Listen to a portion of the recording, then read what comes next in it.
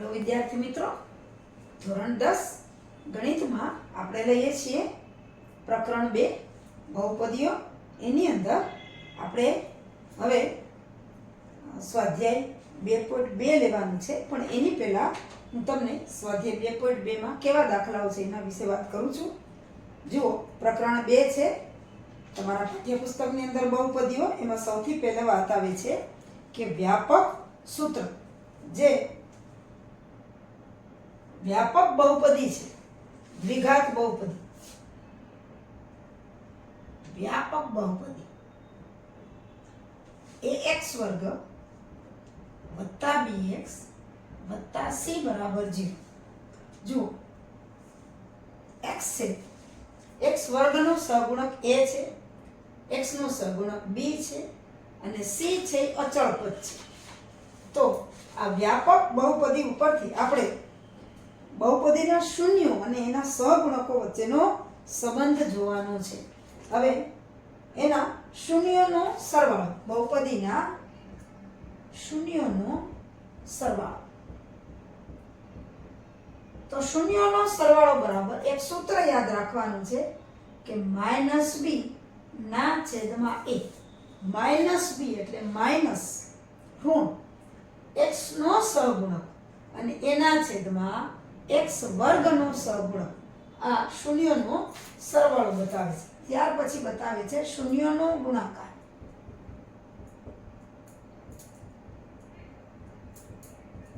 c ના છેદમાં a, c એટલે અચળ પદ જેમાં ચલ નથી, અને છેદમાં a। આ બે સૂત્ર ઉપરથી હવે પછીના દાખલાઓ આપણે છે, અથવા તો આપણે શૂન્યોનો સરવાળો શબ્દોમાં લખીએ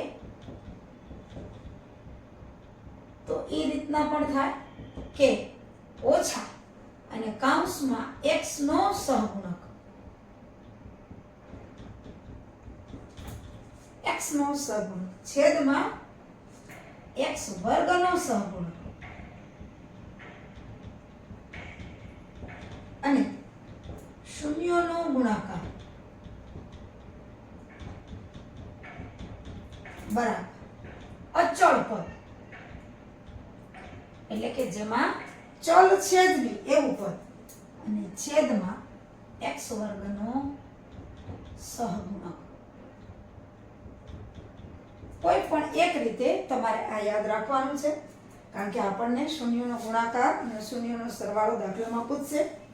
તો વ્યાપક સૂત્ર યાદ રાખવાનું કે ax વર્ગ વત્તા bx વત્તા c બરાબર 0। તો સરવાળો છે ઈ x નો સહગુણક એટલે કે ઋણ -b ના છેદમાં a છેદમાં x વર્ગનો સહગુણક, અને ગુણાકાર જોતો હોય તો અચળ પદ ના છેદમાં x વર્ગનો સહગુણક એટલે કે -b ના છેદમાં a, c ના છેદમાં a, અથવા તો શબ્દોની રીતે પણ તમે યાદ રાખી શકો છો। હવે આપણે લઈએ છીએ સ્વાધ્યાય 2.2। જો તમારા પાઠ્યપુસ્તકમાં પાન નંબર 19 પર છે સ્વાધ્યાય 2.2 નો પહેલો દાખલો। નીચે દર્શાવેલ દ્વિઘાત બહુપદીઓના શૂન્યો શોધો તથા તેમના શૂન્યો અને સહગુણકો વચ્ચેનો સંબંધ ચકાસો। જો એમાં પહેલું આપણે લઈએ સ્વાધ્યાય 2.2 અને દાખલો પહેલો, એનો પહેલો પેટા વિભાગ કે x વર્ગ ઓછા 2x ઓછા 8। હવે જો આપણે 9મા ધોરણમાં અને 8મામાં પણ અગાઉના વર્ષમાં આપણે આના અવયવ પાડતા શીખી ગયા છીએ। અવયવ પાડી અને પછી શૂન્યો શોધવાનો એટલે કે x ની કિંમત, અને પછી એનો સહગુણકો વચ્ચેનો સંબંધ ચકાસવાનો છે। જો હવે અગાઉ આપણે ભણી ગયા છીએ, છતાં પણ કહી દઉં, છેલ્લું પદ અને પહેલું પદ ઓછા 8x વર્ગ, ઓછા 8x વર્ગના એવા બે ભાગ પાડો કે જેનો ગુણાકાર ઓછા 8x વર્ગ આવે અને સરવાળો અથવા બાદબાકી ઓછા 2x આવે। અવયવો એવા લ્યો કે જેનો ગુણાકાર ઓછા 8x વર્ગ આવે, એટલે કે પહેલું અને છેલ્લાનો ગુણાકાર, અને સરવાળો અથવા બાદબાકી વચ્ચેનું પદ ઓછા 2x આવે। હવે 8 ના ભાગ પાડો, 8 ના ભાગ 8 એકુ 8 પણ થાય, 4 દુ 8 પણ થાય. તો 8 એકુ 8 લઈએ તો 8 માંથી 1 જાય તો 7 આવે. 8 અને 1 9 થાય એટલે એ અવયવ નહીં ચાલે. હવે 4 દુ 8 લઈએ, 4 દુ 8 લઈએ તો 4 ગુણ્યા 2 8 થાય અને 4 માંથી 2 જાય તો 2 થાય. એટલે એવો આપણે અવયવ લઈએ. હવે આપણે જોઈએ નિશાની કઈ રીતે મૂકવી. તો 4 અને 2, 4 દુ 8, એમાં મોટી સંખ્યાને આ પદ જે હોય એની નિશાની લાગે. જો આ 3 માંથી આપણે 4 પદ કરવાના છે. x વર્ગ ઓછા 4x વત્તા 2x ઓછા 8. જો આ x વર્ગ અને ઓછા 8 તો એમને એમ છે. હવે ઓછા 2 ને કેવી રીતે લખ્યા? તો કે ઓછા 2 વત્તા ઓછા 4 વત્તા 2, ઓછા 4 માંથી 2 વત્તા જાય એટલે ઓછા 2 જ આવે છે. અને જુઓ ઓછા 4 ગુણ્યા 2 એટલે ઓછા 8x વર્ગ અને ઓછા 4x વત્તા 2x એટલે ઓછા 2x. આવી રીતે નિશાની મૂકવાની. હવે બબેની જોડી કરી નાખો, એમાંથી સામાન્ય કાઢો. સામાન્ય કાઢીએ પછી જે કૌંસ આવે એક જ સરખું આવવું જોઈએ. જો આમાંથી સામાન્ય નીકળશે x, તો અહીંથી રહેશે x ને અહીંથી નીકળશે ઓછા 4. ગુણાકાર કરી જવાનો, ઉપરનું પદ આવવું જોઈએ. આવો જ કૌંસ અહીંયા બનાવવાનો છે. તો અહીંયા આપણે આવશે વત્તા 2 સામાન્ય, અહીંથી વધશે x ને અહીંથી વધશે ઓછા 4. હવે બે કૌંસનો ગુણાકાર કરી દો, ઉપરનું પદ આવવું જોઈએ નિશાની સહિત. નિશાનીમાં કે ભૂલ ન રહેવી જોઈએ. x ગુણ્યા x એટલે x વર્ગ, x ગુણ્યા ઓછા 4 એટલે ઓછા 4x વત્તા 2 ગુણ્યા x એટલે વત્તા 2x અને વત્તા 2 ગુણ્યા ઓછા 4 એટલે 4 દુ 8 પણ ઓછા ગુણ્યા વત્તા એટલે ઓછા. હવે આ કૌંસ છે સામાન્ય છે, એક ઓર લઈ લઈએ એટલે કે x ઓછા 4 અને અહીંથી x અને અહીંથી વત્તા 2. હવે બે કૌંસ આપણને મળી ગયા જે આના અવયવ છે. હવે આના બરાબર શૂન્ય મૂકીને આપણે x ની કિંમત કાઢવાની છે. x ઓછા 4 અને x વત્તા 2 બરાબર 0. તો એનો અર્થ કે કા x ઓછા 4 બરાબર 0 અને x વત્તા 2 બરાબર 0. તો x બરાબર 4 ઓલી બાજુ જશે એટલે પ્લસ થઈ જશે અને અહીંયા 2 વત્તા છે ઓલી બાજુ જશે એટલે ઓછા 2 થઈ જશે એટલે શૂન્ય. આ x ની કિંમત એટલે શૂન્ય. શૂન્ય ક્યાં ક્યાં આવ્યા આપણને કીધું. શૂન્ય ક્યાં આવ્યા? તો કે 4 અને ઓછા 2 આપણને કીધું હતું. શૂન્ય શૂન્ય શોધો એટલે આપણે પેલા શૂન્ય આ જે બહુપદી છે એના શૂન્ય 2 મળ્યા 4 અને ઓછા 2. હવે સહગુણકો વચ્ચેનો સંબંધ તપાસો. સહગુણકો એટલે કે x² + bx + c એ વ્યાપક સ્વરૂપ પ્રમાણે આપણે જો ગોઠવીએ વ્યાપક બહુપદી સાથે સરખાવતા. વ્યાપક બહુપદી શું છે? તો કે ax વર્ગ વત્તા bx વત્તા c બરાબર 0. આપણે છે x વર્ગ ઓછા 2x ઓછા 8 બરાબર 0. હવે જો તો a બરાબર અહીંયા શું છે? x વર્ગનો સહગુણક 1.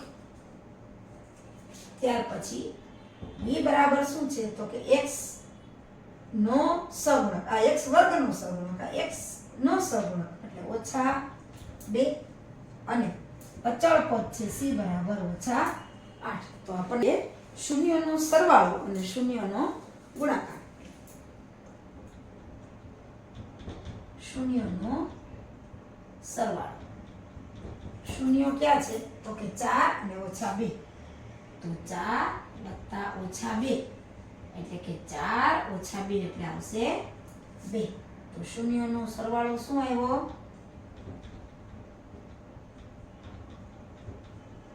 2. હવે શૂન્યનો ગુણાકાર.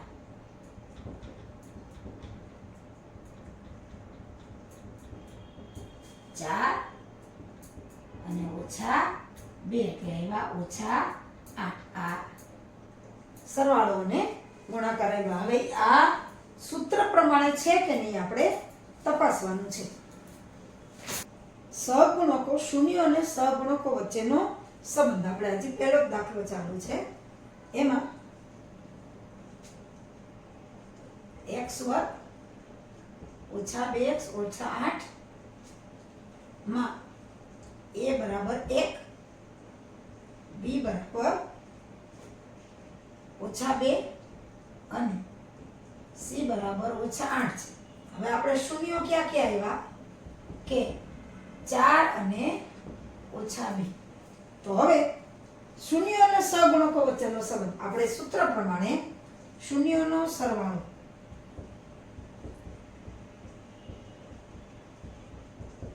માઈનસ b ના છેદમાં a.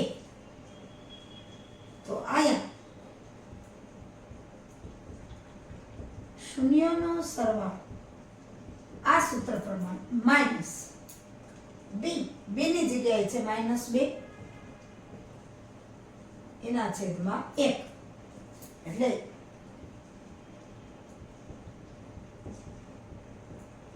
આ શૂન્યનો સરવાળો માઈનસ -2 એટલે પ્લસ 2. 1 છેદમાં લખીએ કે નહીં એ કાંઈ ફેર નથી પડતો એટલે 2 આવ્યા. આપણે 4 અને ઓછા 2 એનો સરવાળો 2 આવે એટલે શૂન્યનો સરવાળો 2 છે. અને શૂન્ય અને સહગુણકોનો સંબંધ છે એ સૂત્ર પ્રમાણે જ છે. હવે એવી રીતે ગુણાકાર લઈએ કે શૂન્યનો ગુણાકાર. તો આપણી પાસે સૂત્ર શું છે? c ના છેદમાં a. તો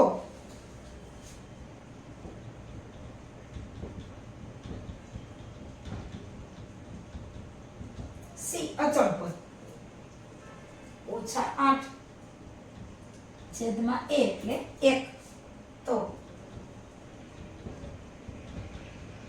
શૂન્યનો ગુણાકાર આવ્યો ઓછા 8.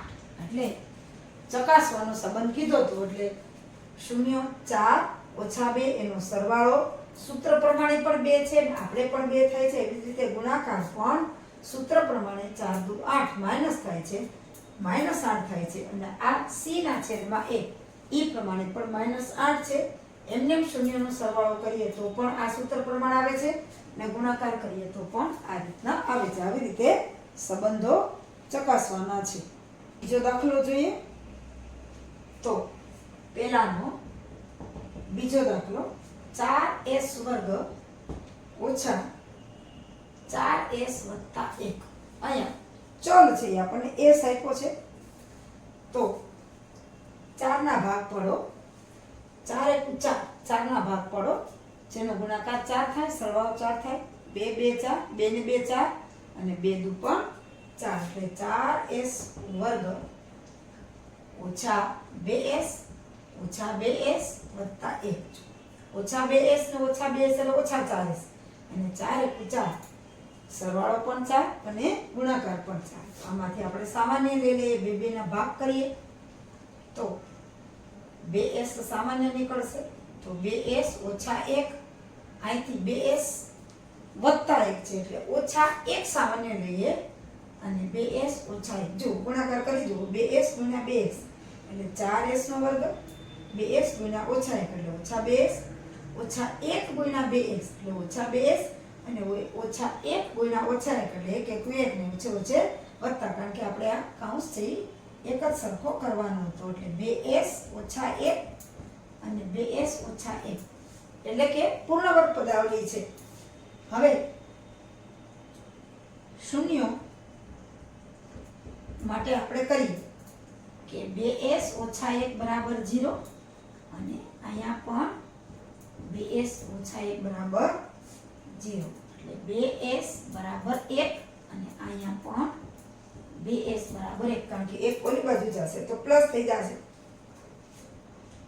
2s બરાબર 1 અહીં ફરી લખીએ અને 2s બરાબર 1 એટલે s બરાબર 1 ના છેદમાં 2 અને અહીંયા પણ s બરાબર 1 ના છેદમાં 2 એટલે શૂન્યો એક જ સરખા આવે છે, 1/2 અને 1/2.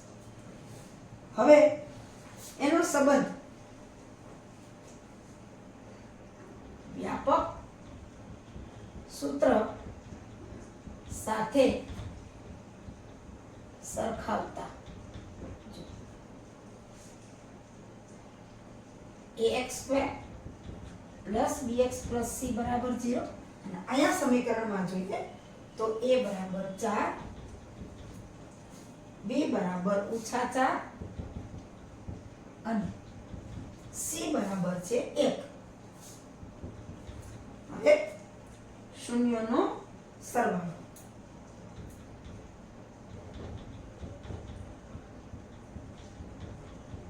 આપણે લઈએ 1/2 વત્તા 1/2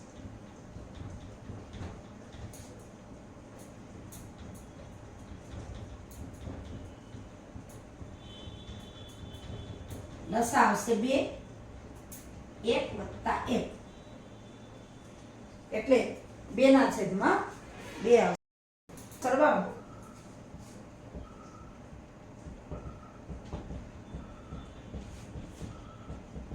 બે ના છેદમાં 2 એટલે શૂન્યનો સરવાળો આવ્યો 1. ત્યાર પછી ગુણાકાર શૂન્યનો ગુણાકાર શૂન્ય છે 1/2 અને 1/2 એટલે શૂન્યનો ગુણાકાર 1 ના છેદમાં 4. હવે સૂત્ર પ્રમાણે a બરાબર કેટલા છે 4, b બરાબર -4 અને c બરાબર 1. સૂત્ર પ્રમાણે શૂન્યનો સરવાળો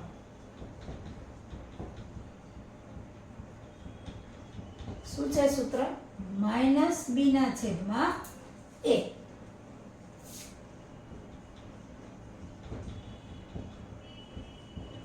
તો અહીંયા શૂન્યનો સરવાળો માઈનસ આ માઈનસ છે ના છેદમાં a એટલે 4.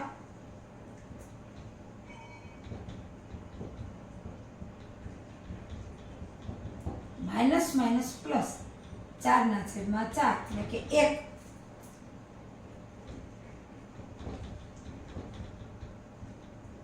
કેટલો આવ્યો 1.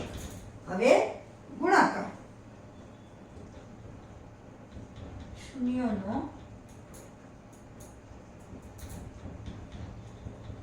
સૂત્ર પ્રમાણે શું છે c ના છેદમાં 1. તો c શું છે 1.